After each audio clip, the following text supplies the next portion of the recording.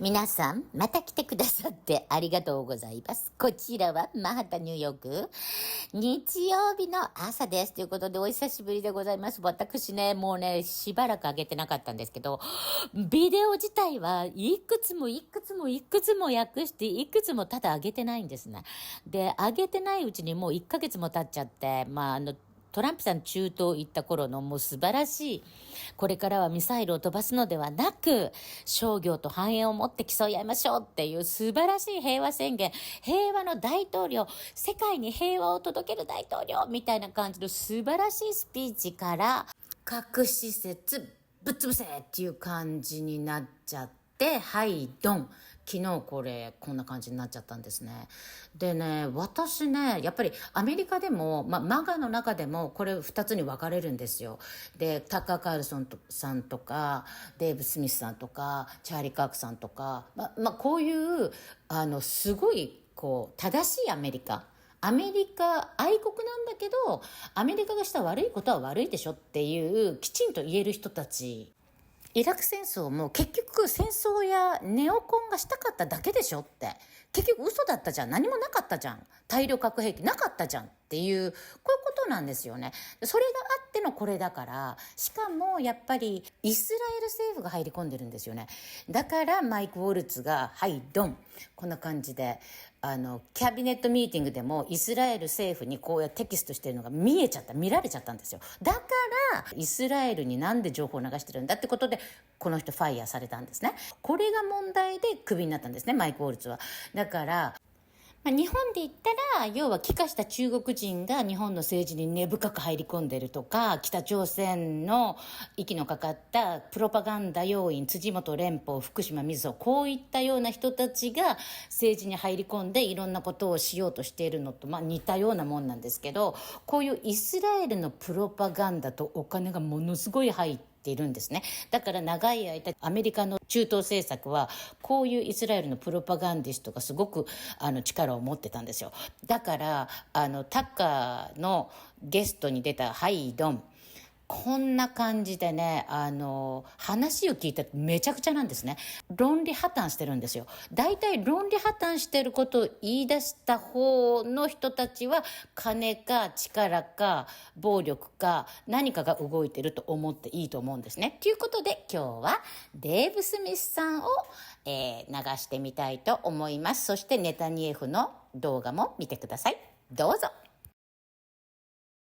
All capital letters.Unconditional surrender! Exclamation point. So, is that not America first? Or it wasn't America first when America asked for the unconditional surrender of Japan.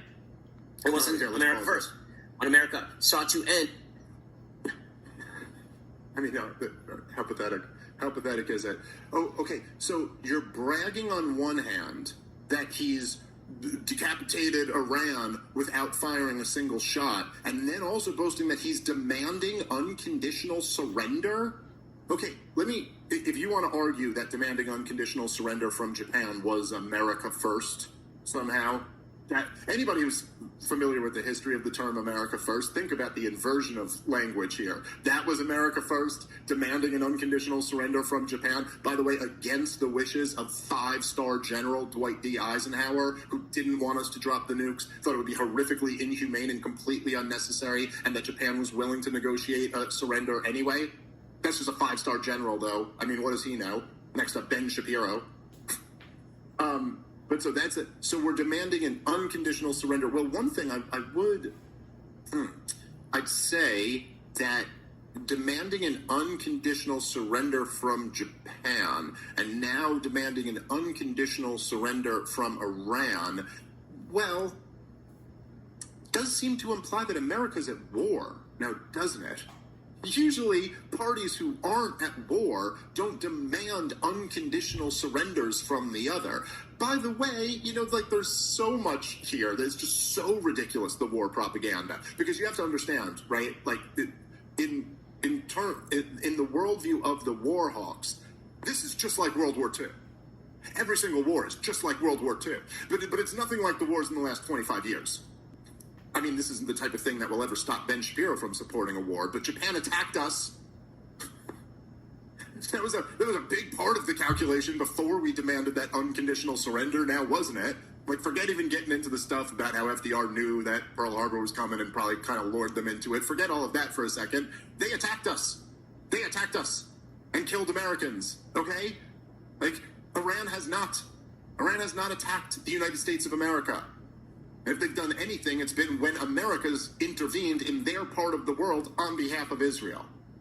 When Ben Shapiro was a never-Trumper and said that Donald Trump represented the biggest threat to the United States of America and was supporting Ted Cruz for that all the way through the primaries. And back then, when America First started being used as a slogan, Ben Shapiro opposed it because he said it was anti-Semitic. But now he's trying to weaponize the term America First to point out that what? That what? That actually going to war with Iran is America First? Or is that what it means? America First means another catastrophic war in the Middle East against a country who poses absolutely no threat to us. Okay. Prime Minister who had been in and out of Israel's government for quite some time. Let's go ahead and play that clip. If not stopped, Iran could produce a nuclear weapon in a very short time. It could be a year, it could be within a few months. They have the wherewithal, the stored up, preserved knowledge to make a bomb very quickly. If they wanted to do it. Iran is so dangerous. Weeks away from having the fissile material for an entire arsenal of nuclear bombs. They're very close. They're 6 months away from being about 90% of having the rich uranium for an atom bomb. Iran is gearing up to produce 25 bombs, atomic bombs a year, 250 bombs in a decade. Ladies and gentlemen, time is running out. Iran will be capable of producing alone, without importing anything, nuclear bombs within 3 to 5 years.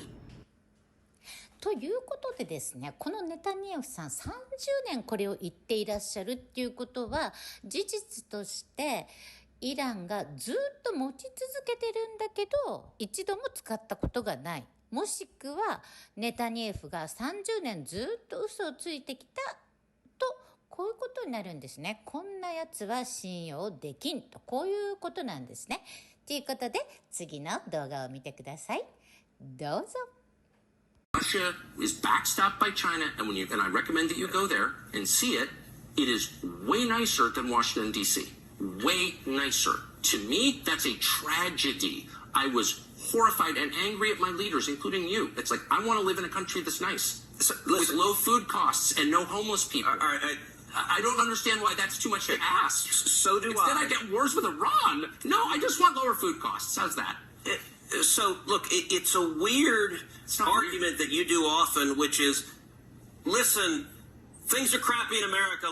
Liberals have done bad things to America, so we shouldn't worry about any not enemies liberals, around the Republican world. senators. Republicans They don't care about us. They're focused on other countries. You wrote that in our country is dying, and you don't care because you're focused on Iran you or don't, Putin. So you believe that I don't care about America. I guess you believe Donald Trump doesn't either, like nobody cares? I believe that your focus is way too on other countries. It's way too focused outward. The money that you send abroad could be used here and should be. What money that I send abroad, by the way, I emphatically agree with. How much did you send to Ukraine? You don't even know. I emphatically agree with.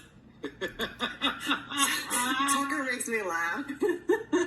Sunday school, I was taught from the Bible, those who bless Israel will be blessed, and those who curse Israel will be cursed. And from my perspective, I want to be on the blessing side of things. Those who bless the government of Israel? Those who bless Israel is what it says. It doesn't say the government of it, says the nation of Israel. So that's in the Bible. As a Christian, I believe that. Where is that? I can find it to you. I don't have the scripture off the tip of my... You pull out the phone and use the... It's in Genesis. So you're quoting a Bible phrase. You don't have context for it. You don't know where in the Bible it is, but that's like your theology? I'm confused. What does that even mean? Tucker... I'm a Christian. I want to know what you're talking about. Okay. Where does my support for Israel come from? Number one, because biblically we're commanded to support Israel. But number two... Hold on. No. Hold on. You're a senator, and now you're throwing out theology, and I am a Christian, and I am allowed to weigh in on this. We are commanded as Christians to support the government of Israel? We are commanded to support Israel. And what does that mean, Israel? We're told those who bless Israel will be blessed. But what? Hold on. Define Israel. This is important. Are you kidding?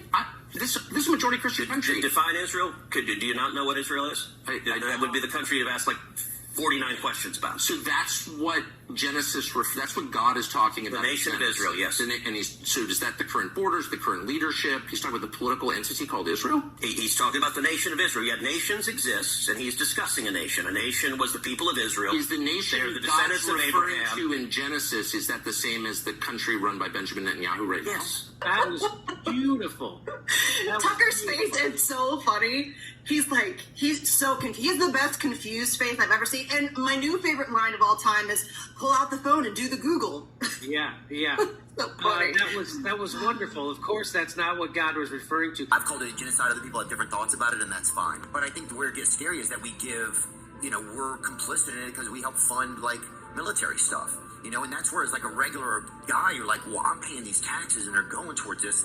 We're seeing all these videos of people, picking up pieces of their children, and, it's the sickest thing I think it's ever been televised, basically, if you consider watching something on your phone.